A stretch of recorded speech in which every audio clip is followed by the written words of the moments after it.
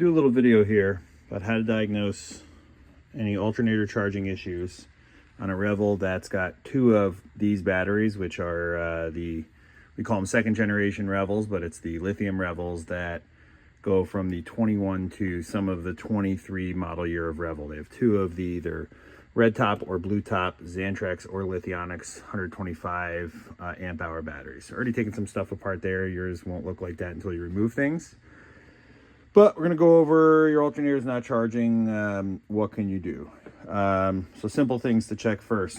Are your batteries on? The batteries have to be on. If the lights and things in the camper don't work, your batteries are not on. If the batteries are not on, obviously they won't charge. Next thing, there's a little temperature sensor that we'll go over later. So if it's cold, even if the outside of the van is cold, the inside of the van is warm, the temperature sensor can be cold, alternator won't work. If the batteries are full or close to full, the alternator won't work. If the batteries charge when you first start the engine and then stop very quickly, that could be normal intended behavior because of the combiner module that's there. These are all sort of external things, but if it doesn't charge at all and it's warm and the batteries are on and they're low and they should be charging, we're kind of going over how to electrically diagnose that so that you can figure out what's going on. So first thing you're going to need, multimeter. If you don't have a multimeter, get a multimeter. I really like this Fluke 101. It's kind of a nice, easy handheld multimeter. Great to keep in the van at all times.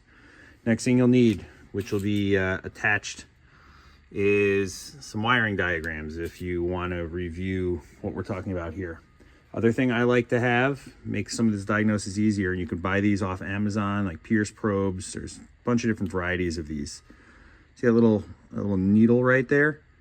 When you screw down this, it actually pierces the wire and allows you to keep your multimeter connected to a certain wire, so you don't have to sit there trying to hold both probes. And then to use these, you need these banana cables.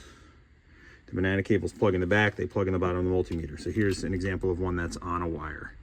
So you just clamp it to the wire like this, and now you don't have to sit there and try to hold something, or while the wire is connected, you can check the voltage. While we have these wires out, another thing to show you is all Winnebago wires have all this writing on them. And you'll see on this one, let me turn it right side up, it says BCB. So you have all these numbers, JBCB. What we care about is the letters at the end. So some of these wires right here, that one says TD. And then we have, this one says LJ. Those, when you're looking on these wiring diagrams, you see like MM, MS, TD. We just actually saw a TD. There's an LJ on this one right there. So that's how you kind of identify what wire is related to what on the diagram. A little bit of background information. Got to have a multimeter. Pierce probes are great. Need the diagrams. Have to know how to use the multimeter. Have to know where things are. If you don't know any of that, it's going to be really hard for you to diagnose this. If you don't have a multimeter, really hard to diagnose it. So got an alternator here, so I don't have to go under the van to kind of show you what the stock alternator in your second generation Revel looks like. So it's an internally regulated 160 amp alternator.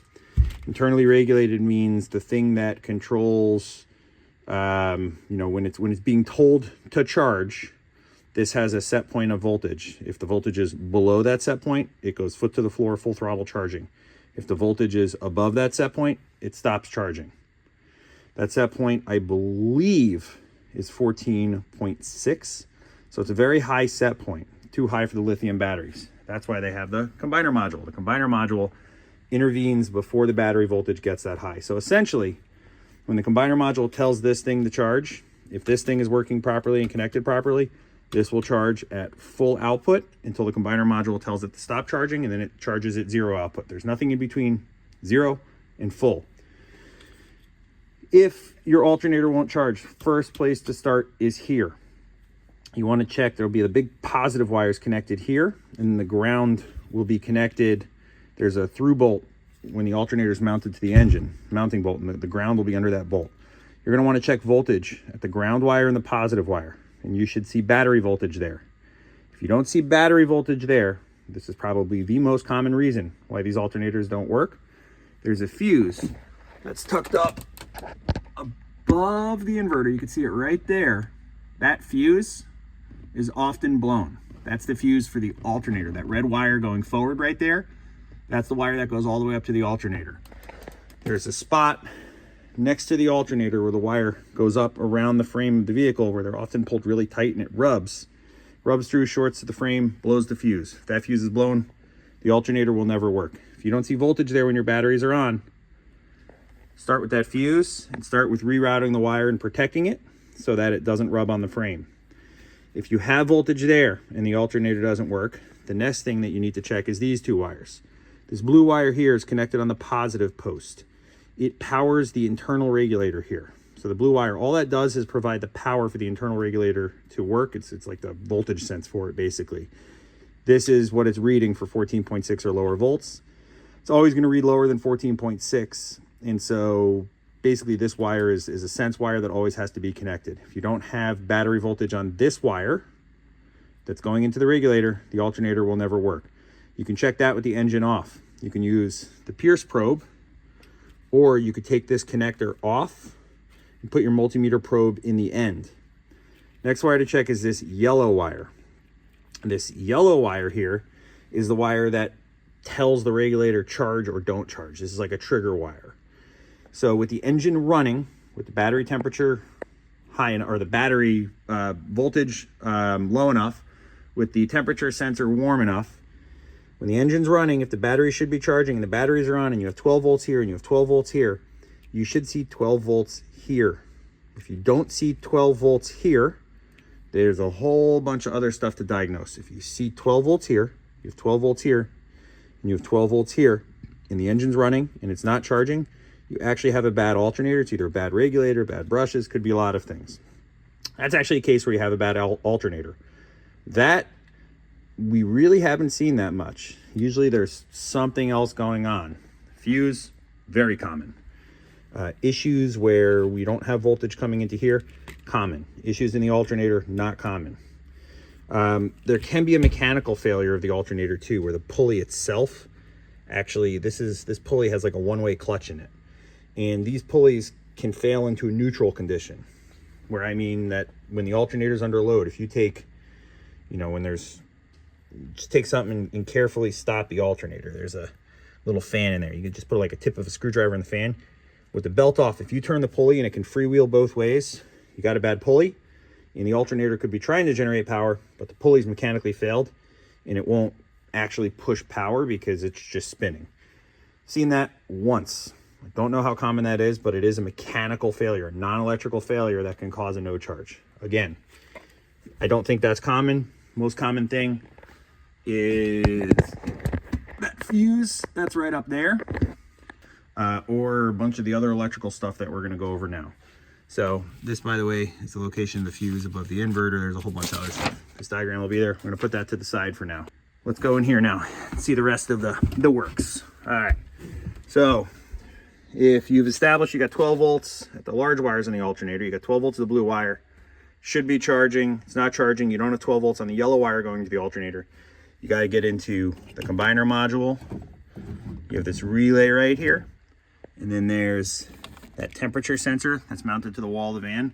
These are all of the things that control whether that signal goes to the alternator. So first place that we got to look, when you run the engine, there's a wire from Mercedes that Winnebago taps into that tells all of this stuff the engine's running. And that's that run only circuit, KE right there. That exists under the driver's seat. There's an upfitter terminal post. It's a 3mm stud, I believe, next to two 6mm studs on the upfitter power accessory. It's commonly referred to as EK1. EK1. The run only circuit there. You have to have 12 volts coming back here. If you don't have 12 volts coming back here from the run only circuit, nothing will ever work. Where does that wire KE go? That wire KE comes into the combiner module. So if we look at this right here in the alternator charge controller, the combiner, if you see that wire KE is right here. That tells the combiner module that the engine is running.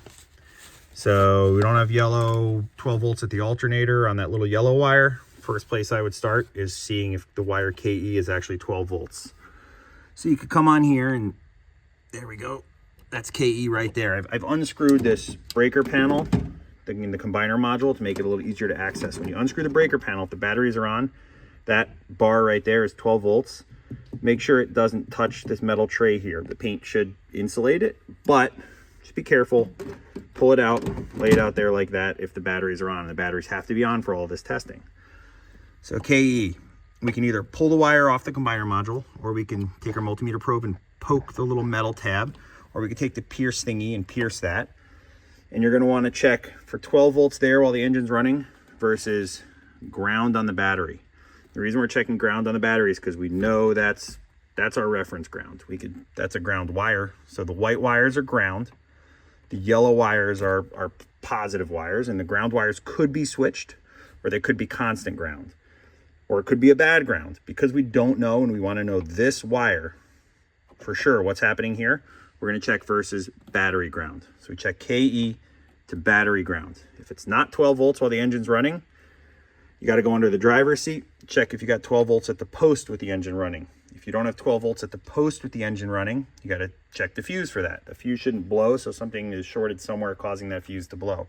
If you have 12 volts at the post and you don't have 12 volts back here, then you got a broken wire somewhere. You could run a new wire, try to figure out where it's broken. If you have 12 volts here and the alternator is still not charging, we got to kind of go further through the system. I would check whether this ground is good. Now, this is a reference ground. That means constant ground. Reference ground means this device, it measures voltage. It has to know what it's measuring in reference to. Like a measuring tape, you have to have a 0 point. The ground is the 0 for measuring for this device to know what voltage is happening. So to measure whether this ground is good, you can check the pin, pull the wire off, pierce the wire. We're going to measure that ground wire versus positive on a battery. And you're going to want to see battery voltage using ground. If you don't see voltage on the ground, that's a bad ground, and that's a problem. So if the ground is good, KE, which is the engine run signal, is good. Next thing we're going to check on the combiner. Again, the combiner module right here. FM is the ground. We're going to check LJ. Wire LJ is both power for the combiner module as well as the voltage reference, or the measured voltage, the battery voltage. It needs to know battery voltage because it has to make a decision whether to charge or not based on battery voltage. Where does LJ come from? LJ comes from the circuit breaker panel. So we're going to measure LJ at the combiner module, and this can be done with the engine off. The only thing that requires engine on is KE. So we can measure LJ at the combiner module with the engine off.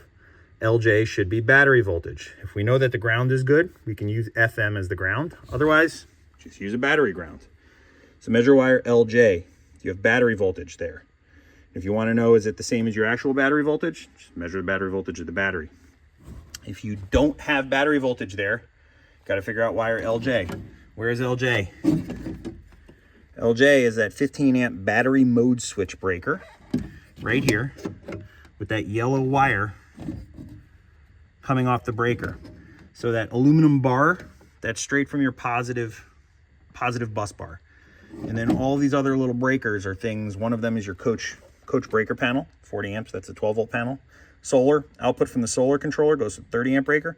Battery mode switch is wire LJ. LJ goes to a bunch of places. One of them is the combiner module. Measure the voltage on LJ. If you got 12 volts there, you got 12 volts with the engine running on KE. The ground is good. Next thing we need to check is ALS. ALS is the output from the combiner module that goes through the temperature sensor to the relay, and then goes all the way to the front of the van to that yellow wire to tell the alternator to charge. So what do we check on ALS? Well, with the engine running, with the temperature sensor, I guess the temperature sensor actually doesn't matter because it's after the device. So with the engine running, with the battery voltage low, with the batteries on, pierce ALS or pull the wire off and measure the pin for ALS. If you pull the wire off and measure the wire, it will never have voltage because the voltage for wire ALS is provided by the combiner module. So if you disconnect the wire, ALS will always have 0 volts on the wire. So you either need to pierce the wire while it's connected, or you need to pull the wire off and measure the pin that ALS was connected to with the engine running versus ground. Again, battery ground, safe, easy ground to use. Measure that. If you don't see 12 volts there, or 12, 13, whatever voltage, a positive voltage that is near battery voltage coming out of the charge controller while the engine's running, while the battery should be charging, you got a charge controller issue. If you have voltage coming out of the charge controller and ALS is positive, where does ALS go? ALS goes to the temperature sensor next. So now we can go to the temperature sensor and we say, what happens at the temperature sensor? When the temperature is high enough, the temperature sensor connects ALS to ALT. So if the temperature is high enough and you have 12 volts on ALS, you should also see 12 volts on ALT. You can pierce the wire or pull ALT off and measure at the temperature sensor where ALT was connected. Do you have 12 volts? Again, ALT is not providing voltage to the temperature sensor, so the wire will have 0 volts on it if you disconnect it. The only way to check the voltage at the temperature sensor coming from ALS, and we've confirmed that ALS is 12 volts at this point, so we have voltage coming into the temperature sensor, and it basically, imagine it coming across the sensor and then out of ALT. You can either pull the wire, measure the pin where ALT was connected, or you can pierce ALT and measure the voltage on ALT. If you have voltage on ALT and you still don't have voltage at the alternator, where's the next place you check? And again, this has to be engine running, because we've established with the engine running is the only time ALS could be positive. So with the engine running and ALS positive, we're going to be doing all these checks on ALT. With the engine running and ALS, and now let's say ALT is positive, where does it go next? It goes to this relay right here. And the relay, sort of just floating around in there, is right here. So what happens at the relay? So the relay takes LJ, which we know is this voltage from the circuit breaker, the 15 amp battery mode switch. It's got FM, which we know is a constant ground. You see 1 FM, 2 FM. You'll see, anytime you see a 1 or a 2, it's just another instance of the same wire. It splits. There's a right there, there's a weld. Weld means basically a splice. So the FM comes in here and then it splits and it goes to here and it goes to here. Same thing with LJ. You'll see a weld there, and that means it comes from here and it goes there and it goes here and it goes to other places. So we got ground, we've got power, we got ALT. ALT is a trigger signal for the relay.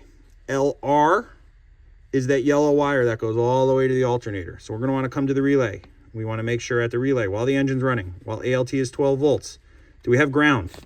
We can check ground. We can come to the relay connector here, and you can back probe it. That means sticking your probe in the back here on the metal. Back probe the ground. Positive probe here. Negative probe on the ground. Do you see voltage? That means the ground is good. Go to wire LJ. You're going to back probe it. Positive probe at the relay on LJ. Negative probe at the battery. Do you see voltage? LJ, which is constant voltage from the circuit breaker, is good. With the engine running, and we've already confirmed that we got 12 volts at ALS. We've already confirmed that the temperature sensor is warm enough or good. ALT, 12 volts. Come down here, confirm that you have 12 volts at the relay on ALT. Back probe the wire ALT, find the wire code. You can read the wire codes going into the relay. Back probe it. Back probe here, 12 volts. Next thing, LR. We don't have 12 volts at the alternator. The alternator is not working on that little 12 volt yellow wire. So we need to figure out why the alternator is not getting the switch signal to turn on. Check LR coming out of the relay. Is it 12 volts or not? If it's not 12 volts, you might have a bad relay. If it is 12 volts, you got to break somewhere in the wire between here and the alternator. It's kind of the system and how it works and how I would work through diagnosing it, just very logically understanding that KE comes to here. There's something happens to the combiner module. Output from the combiner module goes to the temp sensor. If the temp sensor is warm enough and it's good, something comes out of there, comes to the relay. If everything's working right at the relay, something comes out of the relay, goes to the alternator, tells the alternator turn on. And if you have 12 volts at the large wires, because of that fuse that's tucked up above the inverter, 12 volts at the large wire, on the inverter, the alternator, you have 12 volts on the blue wire, which makes the regulator work, and you don't have 12 volts on the yellow wire. This is kind of how you got to step through checking it. Little extra notes about the temperature sensor. If you are not sure if it's warm enough or not, take the temperature sensor off that aluminum wall. That aluminum wall can get very cold if it's cold outside the van. Even if it's warm inside the van, that aluminum can stay cold. You can just take the temperature sensor off and like zip tie it to here so that it's not checking the temperature of the wall. It's actually checking the temperature of the air in this area. So lots of stuff to check. Get your multimeter out. You can follow these diagrams and just sort of step through everything, and should be enough to diagnose alternator problems that you have with your 21 through 23 2 battery 2nd generation Revel with the internally regulated Xantrex alternator with the combiner module. Hope this helps.